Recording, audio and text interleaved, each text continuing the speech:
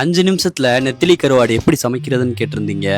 ரொம்ப சிம்பிள். நெத்திலி கருவாடை கையில எடுத்து அதோட தலையவும் வயிற்று பகுதியவும் பிச்சு கீழே போட்டுட்டு 1-2 தடவை நல்ல தண்ணியில நல்லா கழுவிட்டு சட்டியை அடுப்புல வச்சு நல்லா காய வச்சிருங்க. சட்டி நல்லா காஞ்சதுக்கு அப்புறம் தேவையான அளவு எண்ணெயை ஊத்திக்கிட்டு எண்ணெய் நல்லா காஞ்சதுக்கு அப்புறம் நம்ம கிளீன் பண்ணி வச்சிருக்க கருவாடை எடுத்து அந்த எண்ணெய்க்குள்ள போட்டுறணும். முக்கியமான விஷயம், கருவாடை சட்டியில போட்டதுக்கு அப்புறம் அடுப்பை சிம்ல வச்சிடணும். கருவாடு அரவாசி வெந்ததுக்கு அப்புறம் 4 காஞ்ச மிளகாயை பிச்சு போட்டுறணும். கருவாடு முக்கா பதத்துக்கு வந்ததுக்கு அப்புறம் பூண்டை நல்லா தட்டி போட்டுக்கங்க. இப்ப இது ரெண்டையும் போட்டுட்டு நல்லா கிண்டி விட்டுக்கங்க.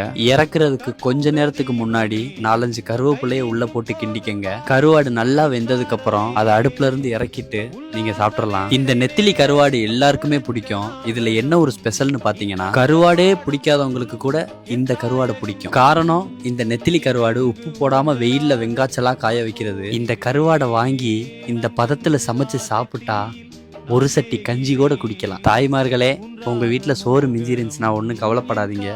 இந்த கருவாடை வாங்கி சமைச்சு கொடுங்க. அந்த பழைய சோறு எல்லாமே தீந்து போயிடும். அவ்வளோ டேஸ்டா இருக்கும். இந்த நெத்திலி கருவாடை சமைச்சு வச்சுக்கிட்டு பழைய கஞ்சியை பக்கத்துல வச்சுக்கிட்டு கஞ்சியை ஒரு பொடி, கருவாடை ஒரு கடி. உங்களுக்கும் இந்த மாதிரியான சுவையான நெத்திலி கருவாடோ இல்ல மற்ற கருவாடோ வேணும்னா நம்ம ஆட்டோகாரன் சீ ஃபுட்ஸை கான்டாக்ட் பண்ணி வாங்கிக்கோங்க. நம்ம ஆட்டோகாரன் சீ ஃபுட்ஸில் ராமேஸ்வரத்தில் பிடிச்ச சுத்தமான மீனை பக்குவமாக காய வச்சு கருவாடாக்குன அனைத்து விதமான கருவாடுகளும் இருக்குது.